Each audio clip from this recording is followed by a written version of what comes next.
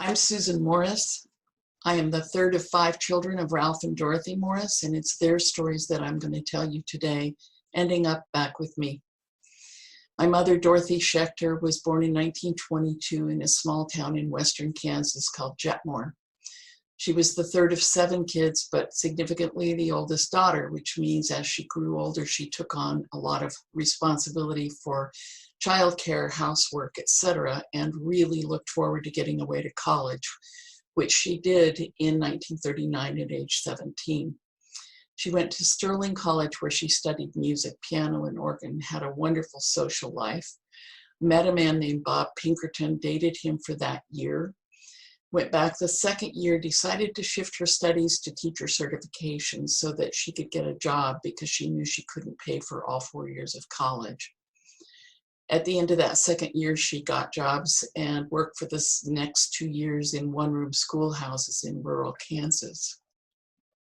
In the summer of 1942, however, she went back to Sterling for commencement. And as it turned out, Bob Pinkerton went back for commencement as well. He had joined the Army Air Corps after World War II and was pilot training in Texas.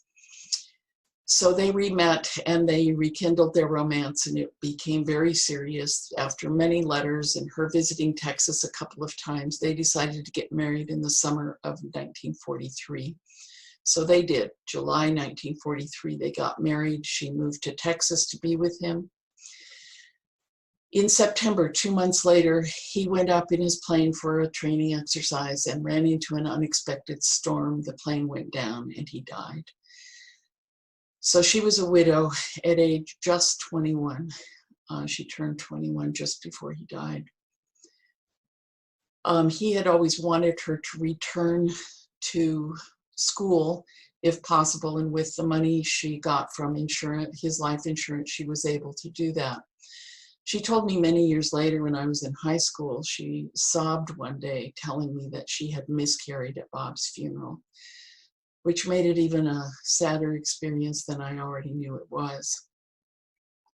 My dad was born in 1920, the fourth of 5 sons of a Presbyterian minister who was very straight-laced, very reserved, and quite cold, distant, especially with my dad, for a reason I don't understand. My mom couldn't understand that either.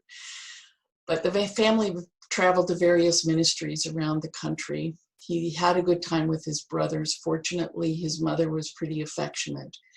They ended up in Canyon City, Colorado for a lot of my dad's youth. And it was there when he was a freshman in high school that the family went to church one Sunday morning, and mother stayed home because she wasn't feeling well. When they got home, my dad heard a sound upstairs and he went to check, and she had a heart attack and died. So he came downstairs, told his dad and his brothers, and obviously that left a mark. After high school, he did not go to college, but for a few months he found various jobs, and then after Pearl Harbor, he enlisted in the Navy. He loved those years. Those were his golden years in the Pacific. In late 1945, he was about to be discharged. The ship came into Long Beach, California. Dad had a girlfriend there, and he borrowed the girlfriend's parents' car and took the girlfriend and her sister and a buddy out on a double date. He crossed a busy highway, carelessly, I guess, and a truck hit the car and killed his girlfriend and really wounded her sister. So clearly that weighed on him as well. In December that year, after discharge, he decided to go visit his brother, who had become the Presbyterian minister in Jetmore, Kansas. So he met my mother there and was immediately smitten with her.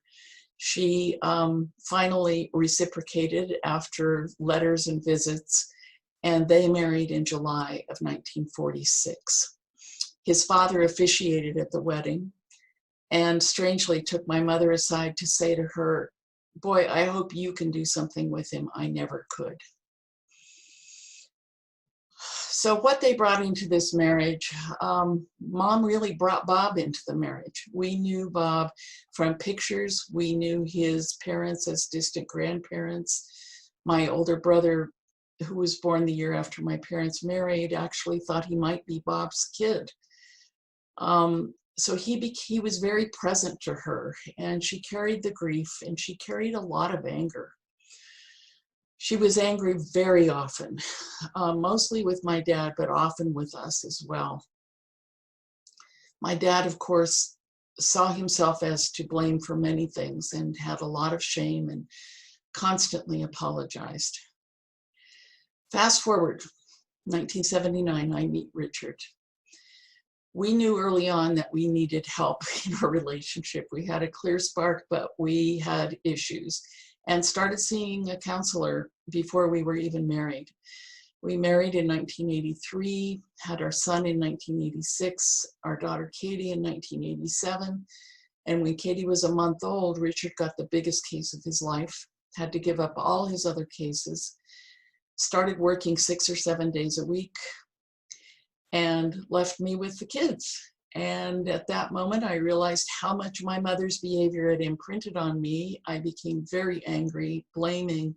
I was very stressed out. And I went to talk to our counselor one day, complaining about my situation. And she said, "Susan, I want you to think for a minute. How do you want Sam and Katie to think about Richard? Do you want them to see him as a selfish, uncaring father? Or do you want them to see him as a man who does important work, who is helping people and has to be away, but sees us as much as he can?"